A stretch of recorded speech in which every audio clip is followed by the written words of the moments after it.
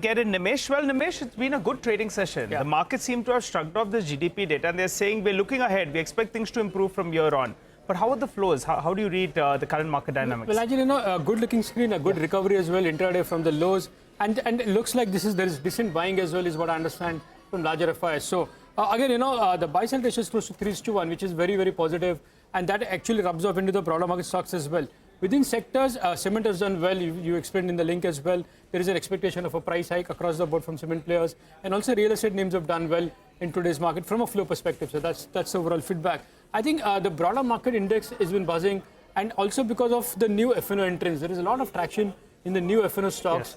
Yes. Even from a trading perspective, from the retail investors, is what I understand as far as flows are concerned. I guess from a direction point of view or from a trigger point of view, the RBI policy on SEX will be very crucial. Lata explained as to why there is an expectation of some liquidity ease that could be positive. And also remember, the change of guard at RBI is something to watch out for, right? The Shashikanta Das, the tenure ends on December 10. So, of course, a renewal would be seen positive. So that's a big trigger to watch out for.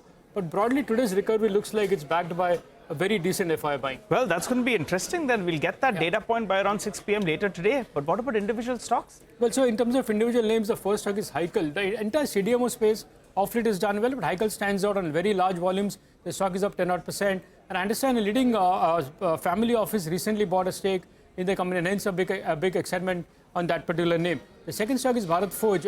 Even that's been buzzing off late. There are buy flows, is what I understand from larger FIs today. Also, the city is anticipating a large order win in the defense space for Bharat Forge. And also, there could be a potential QIP on the cards as far as fundraising is concerned. The third name is Hutco. Within the PSU names, a new entrant in the F&O space. Well, the stock is subdued today, but there are buy flows, is what I understand. A leading domestic mutual fund has been an active buyer of late in Hutco, so that's the third name.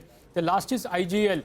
Well, we saw Gujarat Gas hiking prices today, but IGL has been buzzing since the last couple of days. Looks like the selling pressure from a leading FI is largely over. And also in for city gas companies, anyway, there are reports of they're getting added to in the next GST Council meet into the GST, so that's a trigger. But additionally, the buzz is that maybe some relief could be on the cards for all the city gas companies as far as pricing is concerned. So that's the reason why IGL is buzzing in trade today. Okay, thank you very much for that, Nimesh. That's IGL, MGL, IGL in particular that he spoke about, and these stocks are higher in trade. Now, Mitesh is back with us